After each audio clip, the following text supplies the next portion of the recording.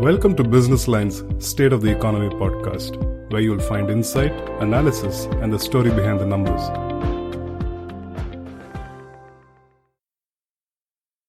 Hello and welcome to Business Line's State of the Economy podcast. The Automotive Component Manufacturers Association of India, or ACMA, has recently announced findings of its industry performance review for the year 2022-23. According to its latest report, the turnover of the automotive component industry in India stood at Rs 5.60 lakh crore or $69.7 billion for the period between April 2022 and March 2023, registering a growth of 32.8% over the previous year. The apex body representing India's auto component manufacturing industry reported that sales to original equipment manufacturers in the domestic market stood at Rs 4.76 lakh crore during the last financial year, growing by 39.5% as compared to Rs 3.41 lakh crore the previous year. Consumption of increased value-added components and shift in market preference towards larger and more powerful vehicles contributed to the increased turnover of the automotive component sector.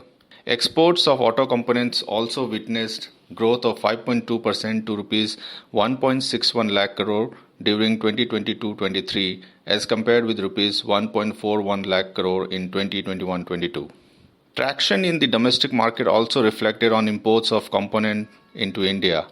Component imports growth grew by 10.9% in 2022-23 to Rs 1.63 lakh crore from Rs 1.36 lakh crore in 21-22. China remains our key source of imports, which accounted for 30%, followed by Europe and North America at 26% and 6% respectively. In the aftermarket also, increased movement of vehicles post-pandemic and surge in demand for used vehicles led to buoyancy in the aftermarket across all segments. The turnover of the aftermarket in FY 22-23 stood at Rs 85,333 crore compared to Rs 74,203 crore in the previous year.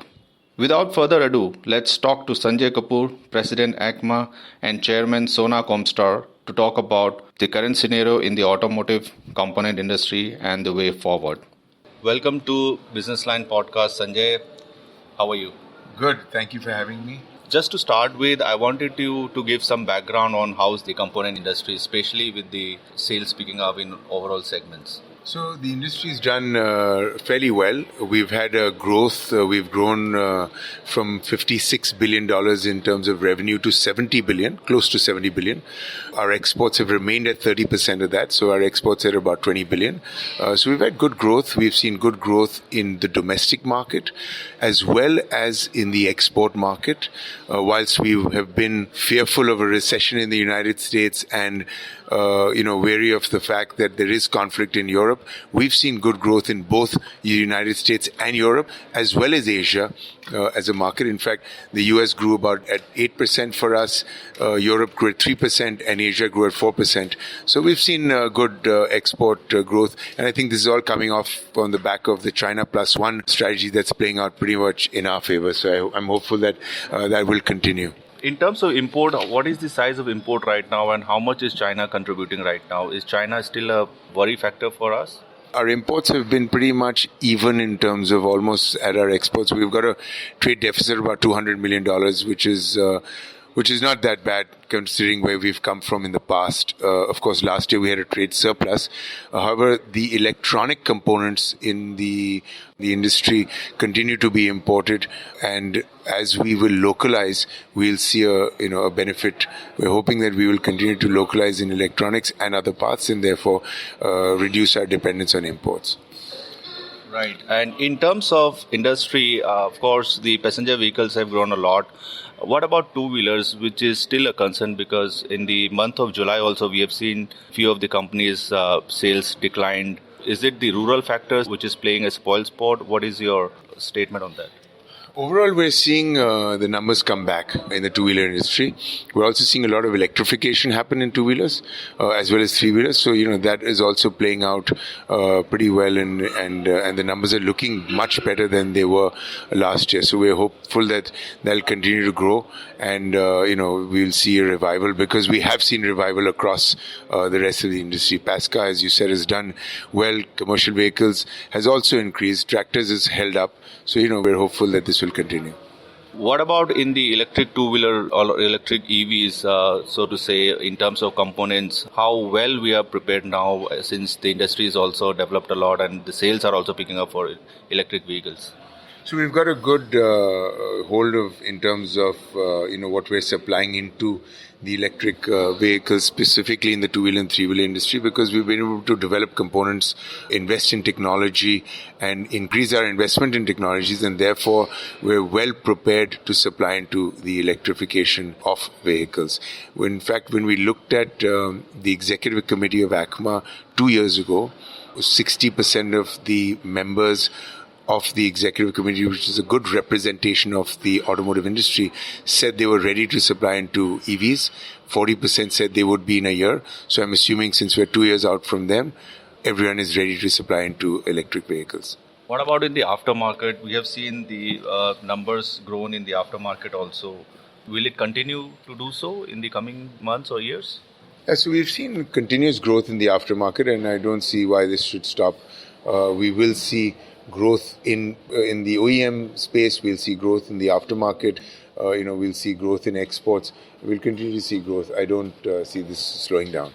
Is this trend continuing since post-pandemic? Last year we have done, most of the companies have recorded best ever sales. So do we see the continuation of the same trend this year also? I hope so. I'm very hopeful that we will, because again, we have this opportunity of China Plus One, which is playing out very well in our favor in terms of exports.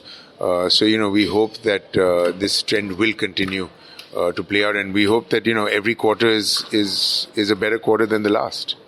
Right. And in terms of M&As or acquisitions, I think we have seen a few companies doing that.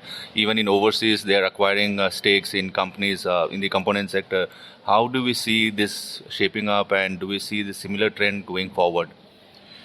So this has been, we've been on an acquisition spree for many, many years now.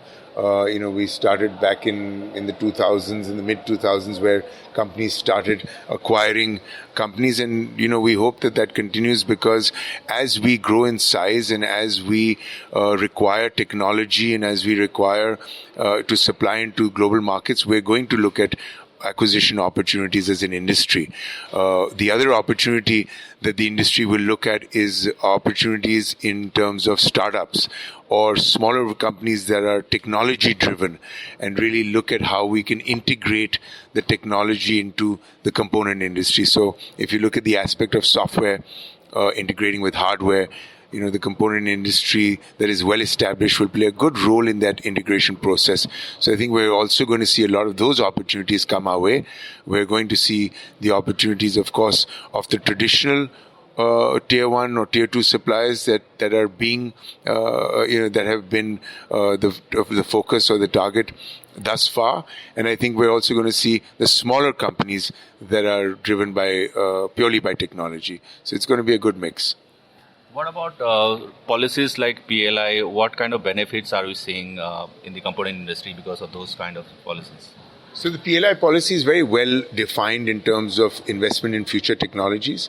And if you look at it from the advantage of the component industry, just investing in future technologies is going to bring a lot of benefit, because we're going to be able to supply into what is becoming the new automotive industry in terms of electrification, in terms of connectivity, in terms of telematics, in terms of autonomous. The industry is changing very rapidly, is disrupting very rapidly, and we need to disrupt along with them.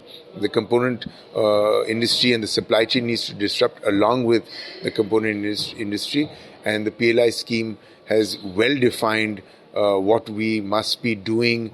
The components that are included in the PLI scheme. There are 67 companies in the auto component industry that have been approved, and we hope that this will bring more investment in technology, and that's really where we need to be, and where private sector has to play a very big role, is investing in technology. What about companies like Tesla, which are preparing to come to India? Are we ready to supply our components to those companies? So I can't comment on OEMs and their plans. However, if you look at the component industry, we're well positioned and well equipped to supply into electric vehicles. We're doing that in India with our local OEMs. We're doing it in terms of exports. There are a lot of companies that are exporting to global OEMs, and a lot of global OEMs have electric platforms. So I don't see why electrification will not grow very rapidly in the coming years. There's going to be a big move towards electrification. It's already happening globally, and it's going to catch up in India as well, with OEMs coming in here and local OEMs as well moving towards electrification.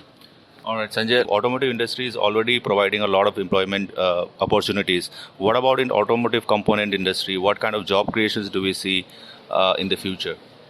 So the short answer to that is, as we expand capacity and we expand our manufacturing footprint, we will require more jobs. Now, whilst we may look at Industry 4.0 for more efficiencies, we will look at automation, etc. But you're going to require jobs because the nature of job may change.